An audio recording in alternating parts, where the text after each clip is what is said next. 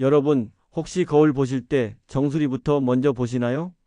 예전엔 풍성했던 머리숱이 요즘 따라 좀 가벼워진 것 같고, 가르마가 자꾸 넓어지는 느낌, 머리를 감고 나면 빠진 머리카락이 유난히 눈에 띄기 시작하셨다면 그건 분명 탈모가 시작됐다는 신호일 수 있습니다.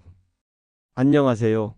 탈모 진료만 34년째 하고 있는 피부과 전문의 유현성입니다.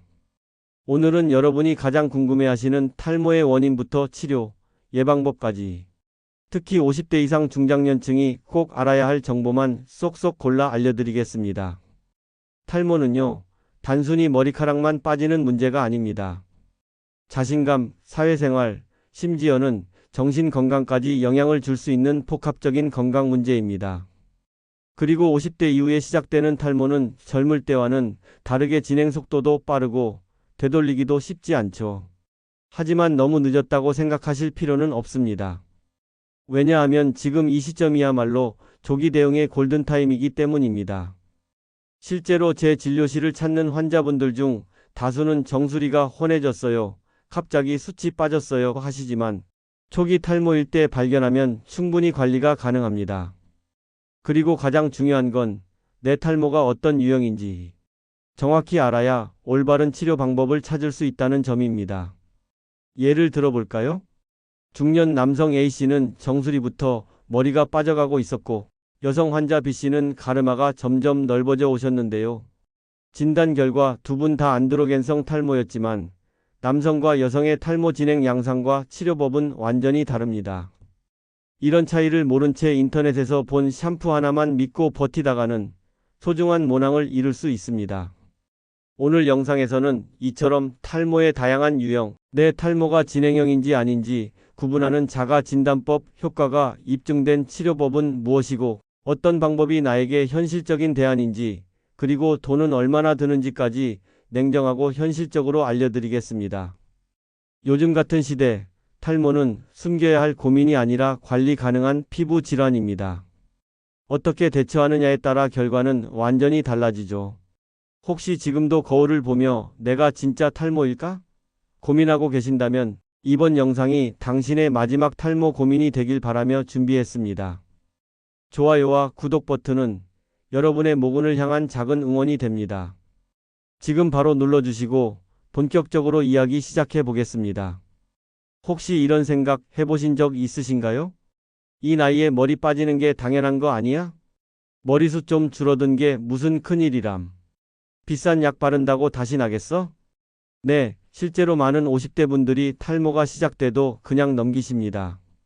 하지만 탈모는 지켜보면 나아지는 병이 아니라 방치하면 가속되는 질환입니다. 특히 중년 이후의 탈모는 단순히 머리카락 한 올이 빠지는 문제가 아니라 호르몬, 유전, 면역, 생활 습관까지 복합적으로 얽혀있는 증상입니다. 그 말인즉슨 방치할수록 원인도 복잡해지고 되돌리기는 훨씬 어려워진다는 것이죠. 실제 제 환자 중 56세 남성분은 정수리 탈모가 시작됐을 때 그냥 나이 탓이지 뭐하고 2년을 넘겼습니다. 그러다 어느 날 갑자기 머리가 텅 빈 것 같다며 병원에 오셨고 이미 모낭 대부분이 기능을 잃은 상태였습니다. 이 경우에는 더 이상 약물이나 시술로는 회복이 어렵고 비용도 수천만 원에 달하는 모발 이식 외엔 방법이 없는 상황이었습니다. 반면에 53세 여성 환자 한 분은 가르마가 넓어지는 걸 눈치채고 2달 안에 내원하셨습니다. 조기 진단 후 약물과 생활 습관 개선만으로 모발 굵기가 개선되고 지금은 오히려 이전보다 더 단정한 헤어스타일을 유지하고 계시죠. 이처럼 초기 탈모는 얼마든지 회복 가능합니다. 문제는 많은 분들이 이 시기를 놓친다는 것입니다. 이번 영상에서는 어떤 증상이 탈모인지, 어떤 유형에 해당하는지, 어떤 치료가 효과적인지, 얼마나 비용이 드는지 여러분이 막막했던 질문의 명확한 기준과 현실적인 해답을 드릴 겁니다. 이 영상 하나면 지금 내 탈모 상태가 어떤 단계에 있는지, 약물로 될지, 시술이 필요한지, 혹은 모발 이식까지 고려해야 하는지까지 한눈에 정리할 수 있습니다. 그리고 무엇보다 정말 이 나이에 다시 풍성한 머리숱을 가질 수 있을까? 그 질문에 대한 현실적인 가능성과 희망을 함께 보여드릴 겁니다. 절대 과장하지 않습니다. 과학적 근거와 임상 경험을 토대로 여러분에게 꼭 맞는 탈모 관리의 방향을 찾아드릴 테니까요. 끝까지 함께 하시면 지금부터라도 탈모 진행을 막고 회복 가능성을 높일 수 있는 방법을 분명하게 알게 되실 겁니다. 자, 이제 본격적으로 탈모 이야기를 시작해 볼까요? 우선 가장 먼저 짚고 넘어가야 할 것은 탈모는 하나의 질환이 아니라 여러 가지 원인과 형태가 있다는 점입니다. 많은 분들이 이렇게 말씀하세요.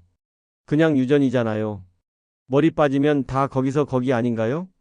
하지만 사실은 전혀 그렇지 않습니다. 탈모는 크게 네 가지로 나눌 수 있는데요. 첫째, 남성형 탈모. 둘째, 여성형 탈모. 셋째, 원형 탈모나 휴지기 탈모 같은 일시적 형태. 넷째, 견인성 약물성 질병성 탈모처럼 외부 요인에 의한 것. 특히 50대 이후 중장년층에서 가장 흔한 건 안드로겐성 탈모입니다. 이는 남성 호르몬의 작용과 유전적 소인이 복합 작용해서 모낭을 위축시키는 진행성 탈모입니다. 남성의 경우 헤어라인이 뒤로 밀려 M자 탈모가 시작되거나 정수리 쪽이 훤히 비기 시작하면서 소용돌이 모양으로 탈모가 퍼지는 형태를 보입니다.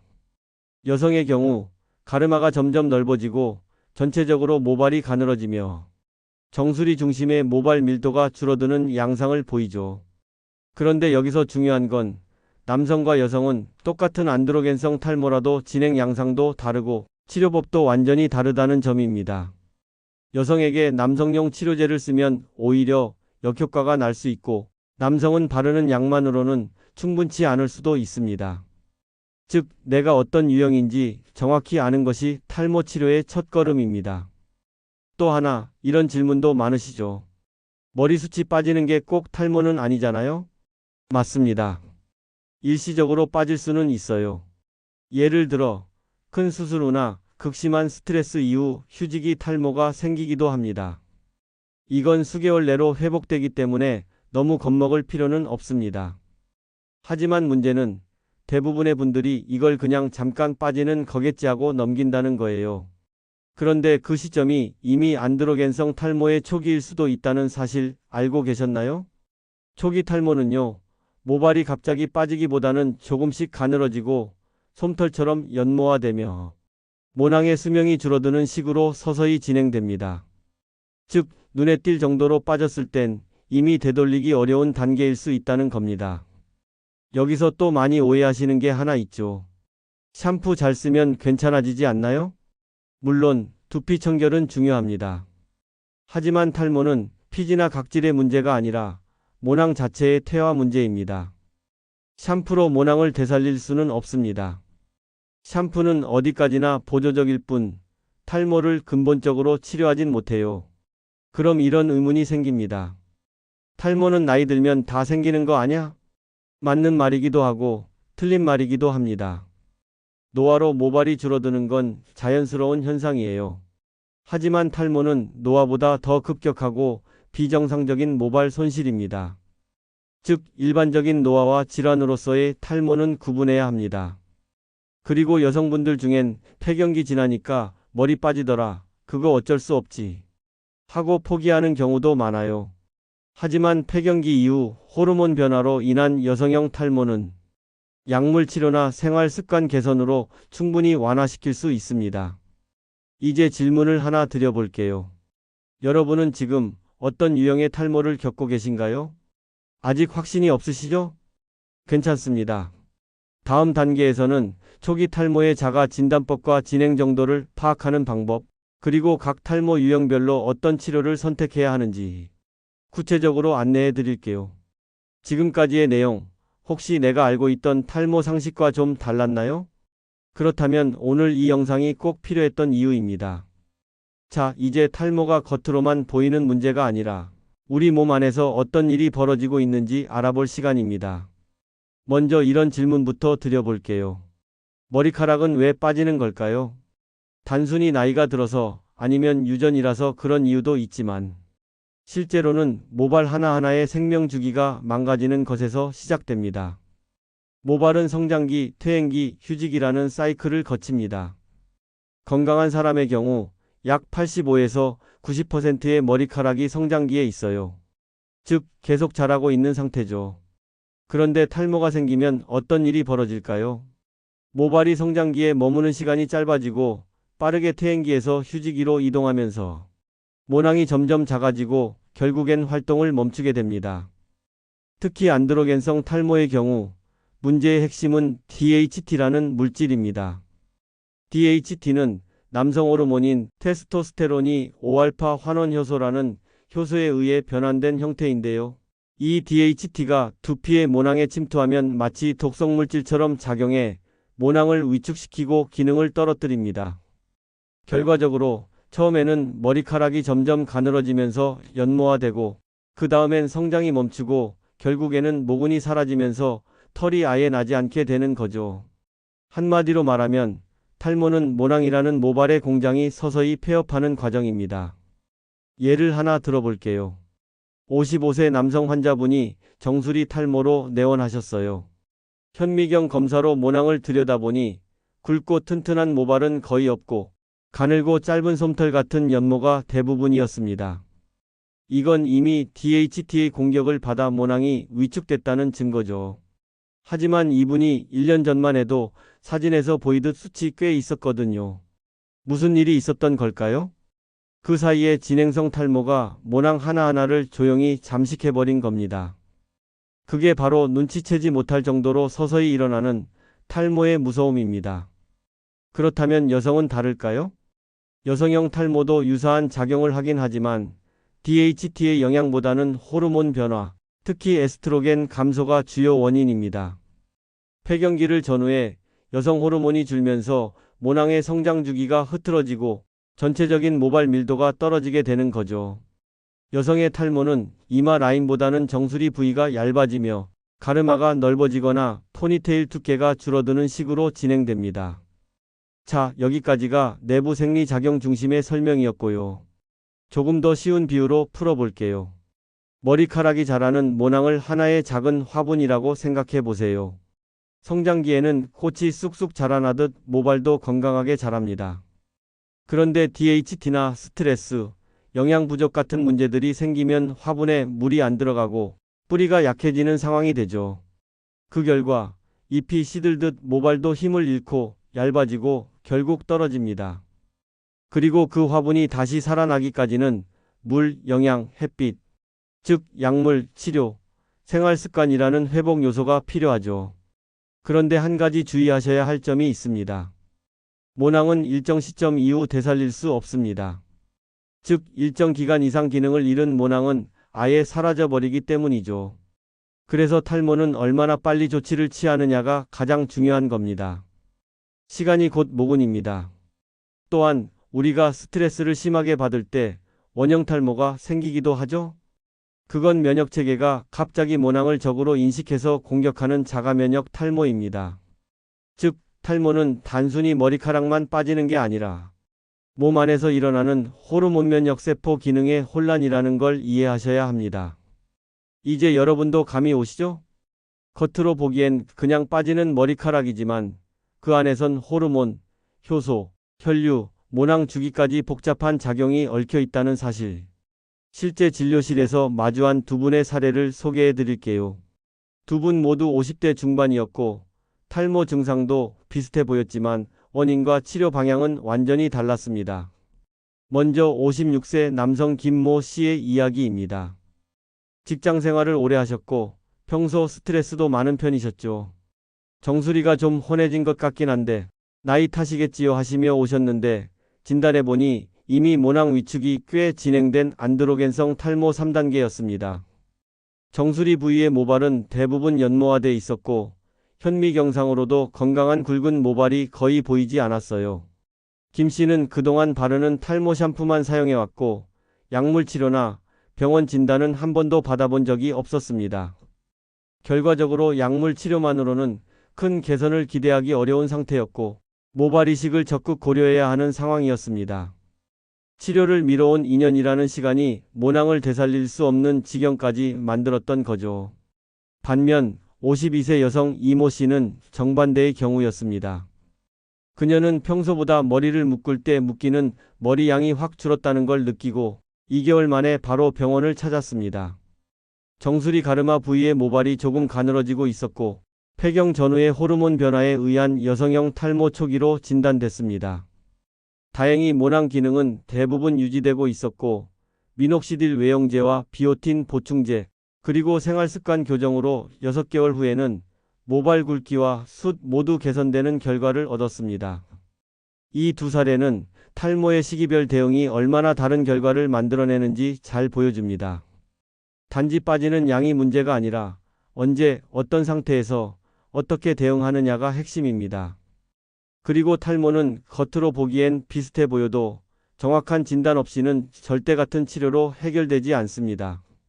내가 겪고 있는 증상이 어떤 유형인지, 지금 어느 단계에 있는지를 정확히 아는 것이 가장 현실적이고 현명한 첫 걸음입니다.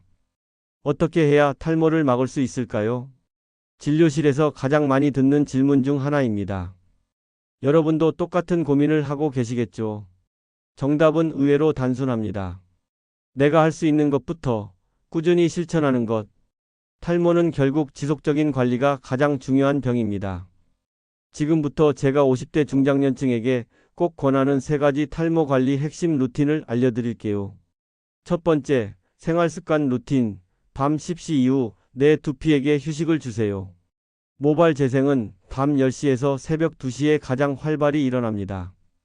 이 시간대 숙면을 취하지 않으면 목은 회복 시간이 짧아지고 모낭 재생 속도도 느려집니다. 특히 50대 이후에는 수면의 질 자체가 떨어지기 쉬운데요. 이럴수록 더 철저한 수면 루틴이 필요합니다. 사례로 54세 여성 환자 한 분은 밤늦게까지 TV나 스마트폰을 보는 습관이 있었는데 수면 습관을 바꾸고 3개월 후 두피 피지 분비가 줄고 가려움이 완화됐습니다. 수면만으로도 두피 환경이 바뀐다는 증거죠. 실천 팁, 자기 전 1시간 스마트폰 끄기, 침실 조명은 노란빛 사용, 밤 11시 이전 취침하기.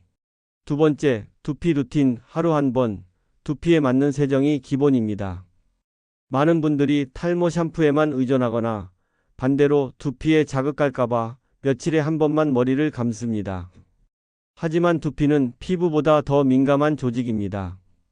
지성 두피는 하루 1회, 건성 두피는 이틀에 1회, 미지근한 물로 부드럽게 세정하는 것이 기본이에요. 또한 머리를 말릴 때는 반드시 차가운 바람으로 두피부터 말리고 모발은 자연 건조나 약한 바람으로 마무리하세요. 환자 A씨 사례에서 샴푸 후 뜨거운 바람으로 머리를 말하는 습관이 두피 염증을 유발했고 모근 약화로 이어진 탈모가 진행됐습니다. 드라이 습관을 바꾼 뒤에는 두피 상태가 호전되면서 모발 빠짐도 눈에 띄게 줄었습니다. 실천 팁, 탈모용 약산성 샴푸를 사용하고 두피 마사지용으로 브러쉬보다는 손가락 끝 사용하기. 마사지 시에는 손가락 끝 지문 부위를 사용해 가볍게 눌러주는 방식의 저자극 지압형 마사지가 좋습니다. 하루 1에서 2회, 머리를 감을 때나 말릴 때 엄지중지 손가락을 사용해 정수리, 측면, 후두부를 중심으로 부드럽게 원을 그리듯 눌러주기. 단, 손톱 사용은 금지입니다. 이렇게 하면 혈액순환이 개선되며 두피의 산소와 영양 공급이 원활해지고 긴장 완화와 스트레스 감소에도 도움이 됩니다. 세 번째, 영양 루틴, 모발은 먹는 것에서 시작됩니다. 모발의 주성분은 단백질, 아연, 철분, 비타민, B군입니다. 특히 중년 이후에는 소화력과 흡수율이 떨어지기 때문에 식단으로 부족한 부분은 영양제나 보조식품으로 보완하는 것이 좋습니다. 추천 식단 예시로는 아침에는 계란, 두부, 시금치, 점심에는 생선, 현미밥, 브로콜리, 저녁에는 닭가슴살, 나물류, 미역국 등이 있습니다. 영양제는 비오틴 5000에서 10,000 마이크로그램, 철분, 오메가3를 중심으로 구성하면 무리가 없습니다. 사례로 평소 식사 불규칙했던 57세 남성 환자가 아침 단백질 섭취를 늘리고 비오틴을 복용하면서 모발 탄력이 살아났고 미녹시딜과 병행 시 효과가 더 뚜렷해졌습니다. 실천 팁 하루 12회 단백질 중심 식사, 비오틴 철분 아연 보충제 병행하기. 이 세 가지 루틴을 꾸준히 실천한 환자분들은 예전보다 머릿결이 덜 푸석하고 빠지는 양도 줄었다고 말씀하십니다. 모발 관리에 특효약은 없습니다. 하지만 꾸준한 루틴은 탈모 진행을 늦추고 회복 가능성을 높이는 가장 확실한 방법입니다. 자, 지금까지 내용 한번 정리해 볼까요? 오늘 영상에서는 50대 이상 중장년층이 겪는 탈모 문제에 대해 가장 핵심적인 내용만 쏙쏙 정리해 드렸습니다. 먼저 탈모는 단순히 나이 때문만은 아닙니다. 남성형 탈모, 여성형 탈모, 원형 탈모, 휴지기 탈모 등 원인도 다르고 치료법도 다릅니다. 특히 50대 이후에는 남성은 M자 탈모나 정수리 탈모, 여성은 가르마 확장형 탈모가 흔하며 호르몬 변화와 생활 습관이 중요한 영향을 미치죠. 그렇기 때문에 초기 증상일 때 정확한 진단과 조기 대응이 가장 중요합니다. 치료 방법으로는 약물 치료, 병원 시술, 모발 이식 수술까지 다양하지만 내 상태에 맞는 방법을 선택하는 게 핵심이었습니다. 그리고 오늘 말씀드린 세 가지 생활 실천 루틴도 기억해 두세요. 첫 번째, 숙면과 스트레스 관리. 두 번째, 두피 맞춤 세정과 자극 최소화. 세 번째, 영양 균형 잡힌 식사와 보충제 활용. 이 루틴만 잘 지켜도 탈모 진행 속도를 늦추고 모발의 건강을 유지하는 데 큰 도움이 됩니다.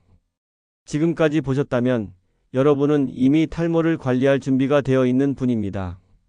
이제 행동만 남았죠. 오늘 영상 어떠셨나요?